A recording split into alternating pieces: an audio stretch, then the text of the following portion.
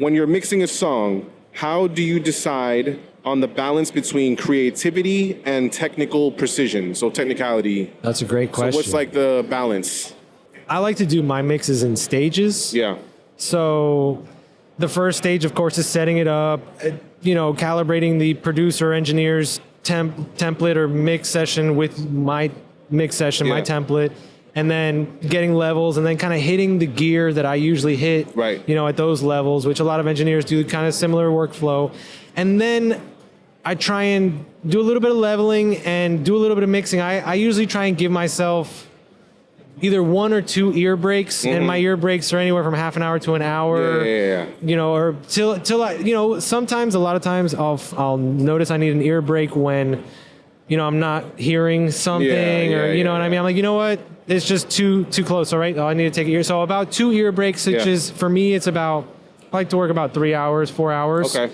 And with 2 breaks in between. And after that, I'll take an actual break. Yeah. I might get a little, extracurricular, some... Catch your vibes, catch some vibes, and then come back with a fresh ear, kind of like put it down for a second. Yeah, you have to. You know what I mean? And then come back and not put my hands on the keyboard. Right. I'm just going to listen to it. Just vibe to it. And then you kind of like write down... Like, okay, that I need to fix, that I need to fix, okay, 3 things I need to fix. And you just kind of go back and go straight to those 3 things. Because it's so easy to be like, okay, I need to fix that one thing, and then here's 7 other things that I kind of wasn't sure about that I'm going to keep tweaking on it. And it's like, no, dude, just don't touch it. Yeah. Listen to the whole thing and write down or just memorize the 1, 2, 3 spots that you need to, that really stuck out as like, okay, those are the big things that need to be addressed. For sure. And that's a very, very good technique to kind of like not drive yourself crazy with a lot of little minutia. You could be tweaking a hi-hat for like 30 minutes. Yeah, dude.